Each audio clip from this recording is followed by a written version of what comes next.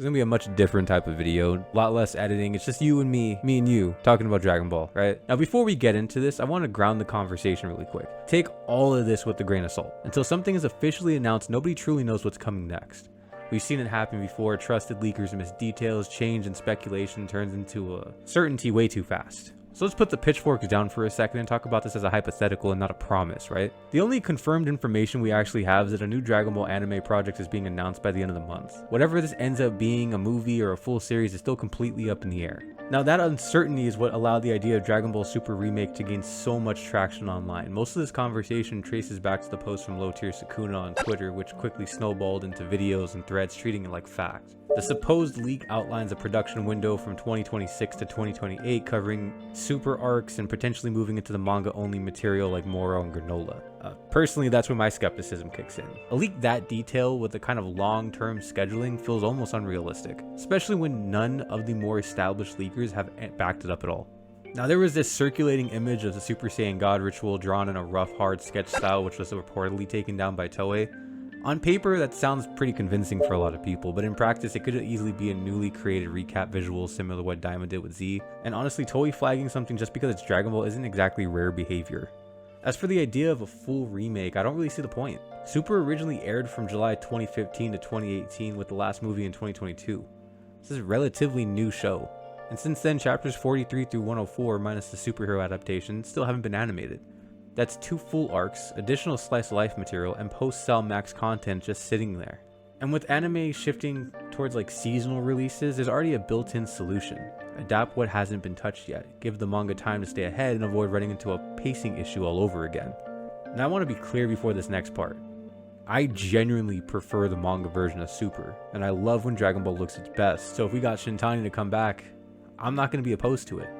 But remaking the entire series just to follow the manga more closely doesn't really solve anything. You know, early on the differences are very minimal. Outside of things like Champa and Vados appearing earlier, or small moments being condensed into a single page, the story largely plays out the same. The first real divergence doesn't happen until chapter 13 when Goku uses God instead of Blue against Hit. And from there the paths start to split, and while some of those moments would be cool to see animated like Gohan and Kefla, the destination always remains the same.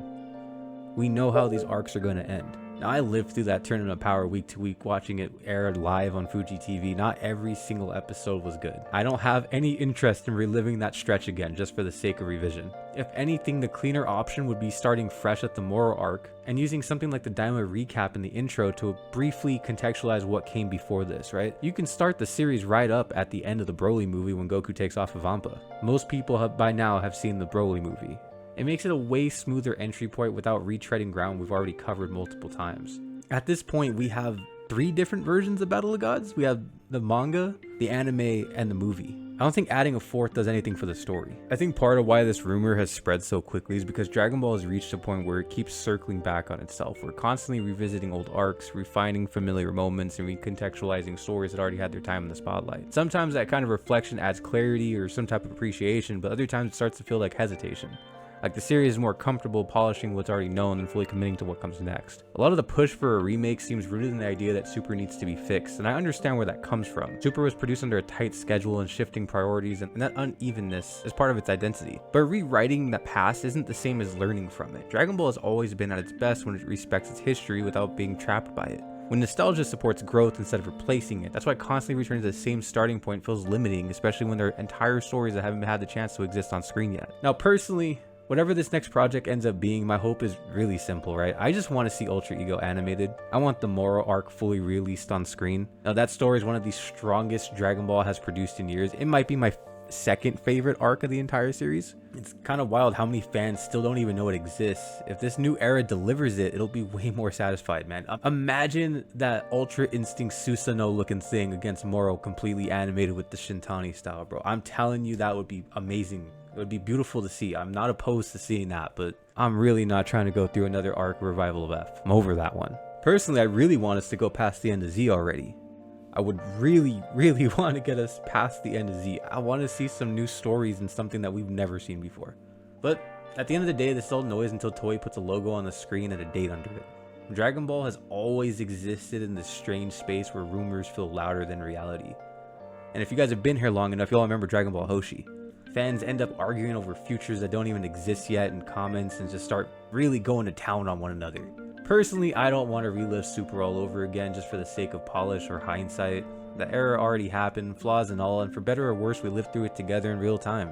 What does excite me is forward momentum, stories we haven't seen animated, characters who hadn't had their moment in the spotlight yet. If this next project is about pushing Dragon Ball ahead instead of circling back, then I'm in. Until then, no pitchforks, no victory laps, no doom posting, just patience. Dragon Ball always reveals itself eventually, let's just wait and see what it actually wants to be next.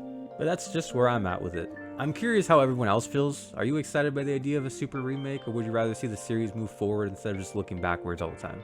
Do you want refinement, or do you want new ground entirely? Let me know where you guys land in the comments.